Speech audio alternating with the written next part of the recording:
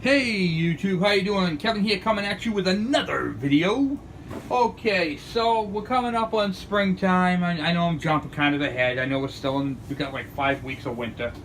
But I know a lot of you guys are gonna be out there trimming and stuff like that with your saws and everything else. You're gonna be picking up a lot of yard debris and stuff like that. So right now, sitting before you is my Husqvarna 55 Rancher that I personally built, bolt by bolt, screw by screw.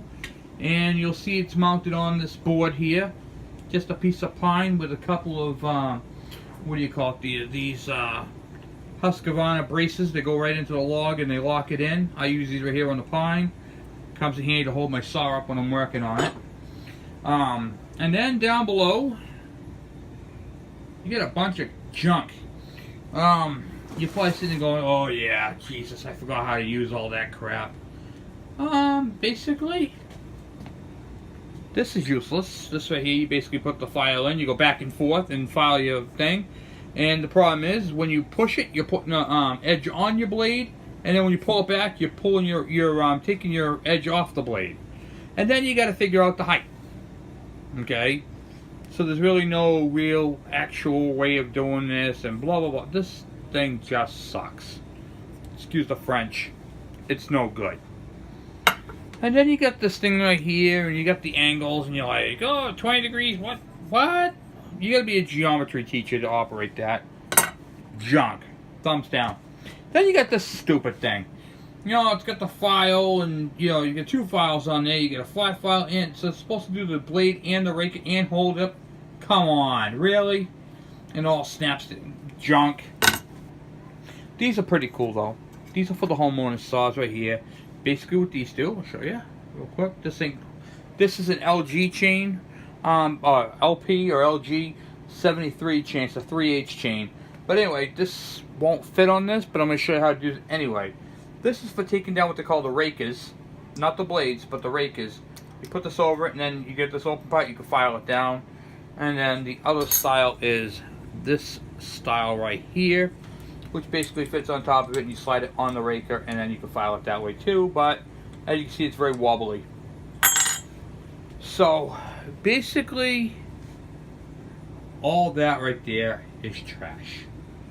I've picked it up from different places. Karen, you gotta try this thing. How's your saw cut? I couldn't figure it out. Of course not. Junk.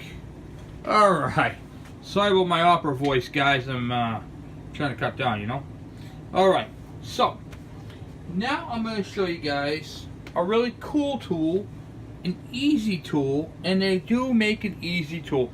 People got the grinders and they got the setup and they're going jump, jump, jump, jump. Oh yeah, man, I'm done in like 5 minutes. Okay, well here's the problem with that. You're taking off more material than you need to take off, which means using an electric grinder, that means your chain is going to last less time than normal. The idea is to get as much time out of it as possible, not to grind the hell out of it to the point where you don't get no life out of it. So I'm going to teach you guys, I'm going to show you guys a pretty cool tool, and I'm going to go over a couple of things, okay? First things first, if you're looking on the chain, let me see if I can get out of this light here. See if I can blow you guys up. Alright, yep. Okay, I can. Hold on one second. I'm exploding up the thing here. Okay.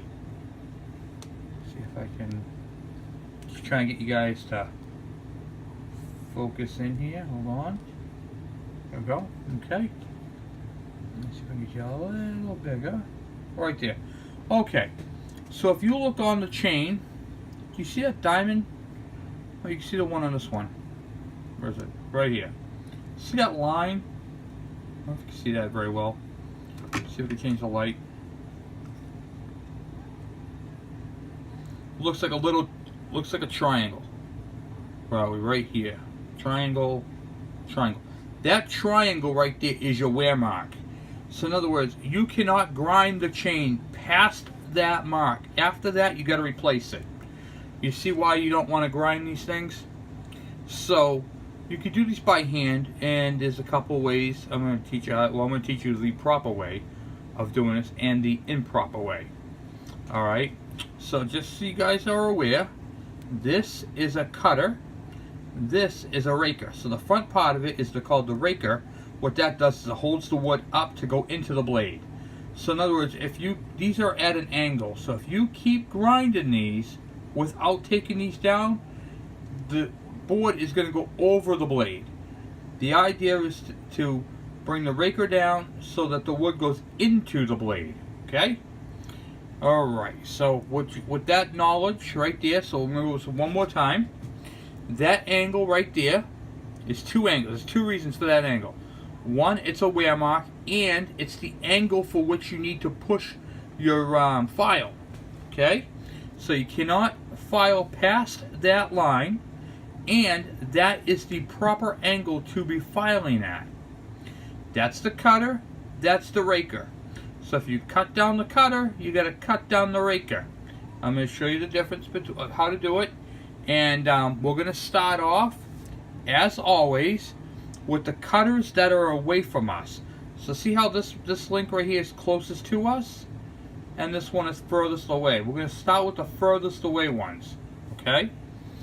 So that's the first part of that. So let me switch over lights here. Get onto a regular light. Okay? And I'm going to shrink you guys down and show you the tool. So this is what's important here. Okay, is showing you guys the proper way and the tool used. Alright, this tool that I'm about to introduce you to basically does both. It does the rakers, which is the piece in front of the blade, and the blade itself. Here's what it looks like. Looks like this. It's a real simple tool. And inside here you're going to see there's two arrows. I don't know if you can see them too well on the thing, but there are two arrows. No matter what side you're cutting, the closest to you or the furthest away, the arrows always have to face the tip. Okay? So, what I like to do is I like to pick a starting point and I mark it. I use a red ink marker. Okay, we're going to start with this one right here. And I just mark them like that so I know where I've done, as opposed to after a while your eyes get tired from looking at it. Okay? So I mark my first one, and then that sets me up. Alright? Now, this tool is pretty cool. It does hardwood and softwood. Okay? It has a gauge right here. The circle right there is for the file. Show you how the file works. You know, to make sure you get the file on the right size file. So that's your file gauge. That works. Now these are offset, the two rollers, okay, because of the way they're cut, and they actually hold. So when you file, okay, my file is actually down too low. This tool holds your file up to where it needs to go, and your file rides right on these rollers. Alright? So I'm going to put you up here. I'm going to show you how I do it,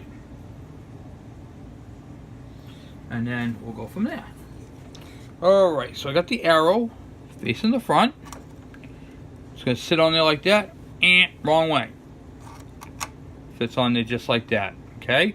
Now for the other side of the chain, it's going to fit like that. That's why it's got two ways. So for this side, it's always going to go this way. Arrows facing the tip. I'm starting with my first cutter, and I'm using, for the 3/8 chain, I'm using a 7/32 file. I line up with my angle, same angle, straight, even between there, and I'm going to do, I typically go about 7 times per cutter, and that normally does it. I've already taken down the rakers at one point, and I'm going to use the gauge to see if I have to take them down again. I don't do the rakers until after I do the cutters. Okay? So here's how we're going to do this. 1, 2, 3, 4, 5, 6, 7. Okay? Then I'm going to rotate the chain down, skip a tooth, because that cut is on towards me. I'm going to skip one, go to the next one right here. Make sure my gauge is on there properly. 1, 2, 3, 4, 5, 6, 7. Okay, I'm not gonna go back and forth like a saw because you want to put a blade onto it, a cutting edge on it. If you go back and forth, you're gonna be putting it on, taking it off, putting it on, taking it off. 1, 2, 3, 4, 5, 6, 7. 1, 2, 3, 4, 5, 6, 7. Okay, so I'm not going to go through the whole entire chain because that's going to make for a very long, boring video. So I'm going to use my black marker. And I'm going to mark the last one I did right here. Okay, so that's the last, that's where I left off. Now I'm going to rotate it back a little bit. So I got my red marker here and my black marker here, and all these right here in between are done. Now I'm going to show you how this works. Now I cut a lot of softwood. Alright, I in my area right here where I live, I got a lot of pine. Where I used to live, I had a lot of oak and birch, which were hardwood. So I may not need to take down these rakers because I've already done it. Alright, so we're going to start with the one I've already done. Right here, this is the one right here. It's a black one, yep. It's the one I already did. So I'm going to do softwood. I put this in back here and see if the raker comes through the window.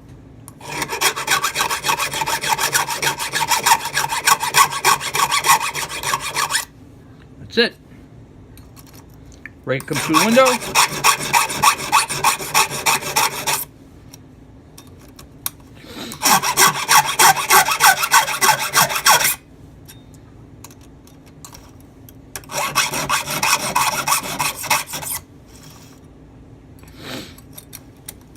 I'm putting it in back of the cutter. The little raker comes through the little window and I just file it off.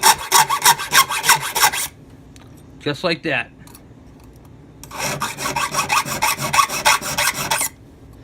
Okay. Now, what I do, after I do all the cutters, now to get the other side, I just rotate the saw and do the same thing, same tool. I put it on there, go the other way, and I'm always pushing the file away. So now these are really sharp. I go about 7 times. I do them evenly, so I pick a high number. I pick like 7. If I know that the chain is extremely dull, then I'll probably go 8 times or 9 times. Okay? So I'm just going to go over this one more time with you guys. This little sharpening tool right here is made by Husqvarna. Other companies have them as well. They are aluminum, they are durable, they work great, they slide around so it's nice and compact, and if you keep an elastic with you, you can put your file right on there, slide down there, put an elastic over here and it won't go anywhere. Okay? So it's good for storage, easy storage, they keep it with your file. Alright. The line on your tooth is your wear line, and it's the angle you're going to be cutting at. This tool keeps the file up top where it needs to be, as opposed to doing it freehand with it down bottom. Whenever you do it freehand, you're actually cutting into your link. Whenever you use the tool, you're putting it at the proper height. And you can hold it, if you keep it straight in the middle, you'll be perfect. That's the correct angle, straight in the middle. It should be resting on both rollers, and you should be pushing it in one direction, forward. Okay? That's pretty much it for that, guys. And then you have your gauge. This says hardwood and softwood. So whatever pipe, if you're going to be out there in the woods and you're going to be, you're going to be cutting down birch and oak and cedar and all that, you're going to want to put it on hardwood. If you're going to be cutting up shrub, like saplings and like pine, you want to go with softwood. Okay? Real simple, real easy to do. And I'm telling you, this tool right here, I've been using it now for close to 15 years, and it is the best tool in my toolbox. Okay, when it comes to chainsaw sharpening. All right. So we're going to be doing another video tomorrow night on dressing the bar and lubricating the bar and doing some bar maintenance. So I'm going to finish sharpening this. I'm not going to do it on video because it'd just be really boring. But I wanted to show you guys how to do it. So remember, do not go back and forth with it. You just want to grab it and go forward with it. Take it out, put it back in, go forward with it. And that is why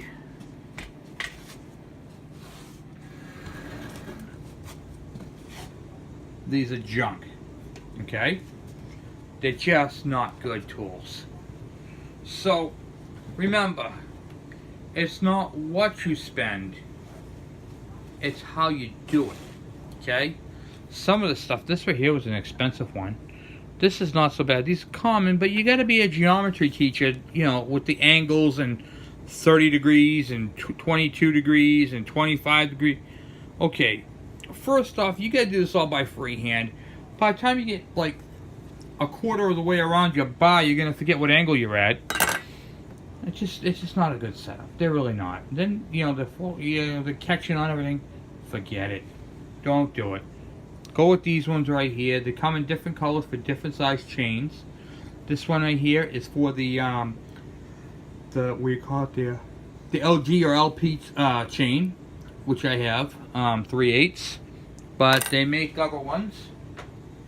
They make it for the homeowner 3/8 one, the long link right here, and you can see the file hole right there. This takes a 5/32 file.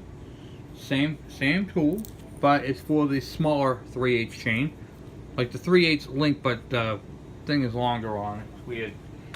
And then you got your other little one, your tiny dinky one. These are without the this one here is the same thing as this one, just without the cutter. Without the gauge on it. So you can get all different types. Some people like to really grind down the rakers. You know what I mean?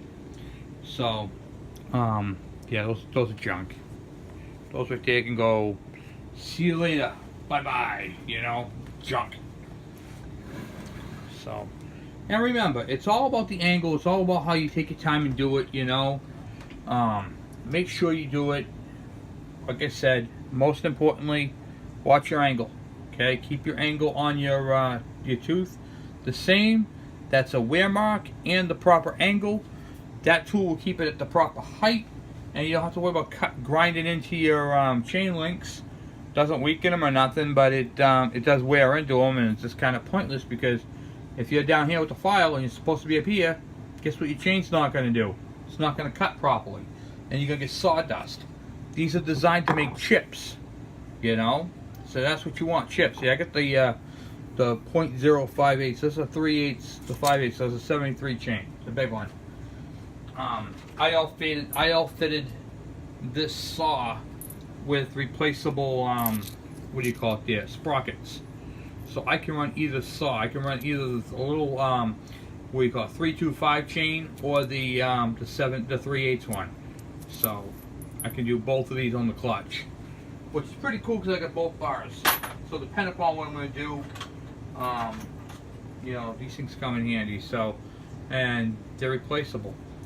So we're going to get into how to check for wear on these and how to tell. You can see that little line right there. If you don't see that line right there, it's worn out.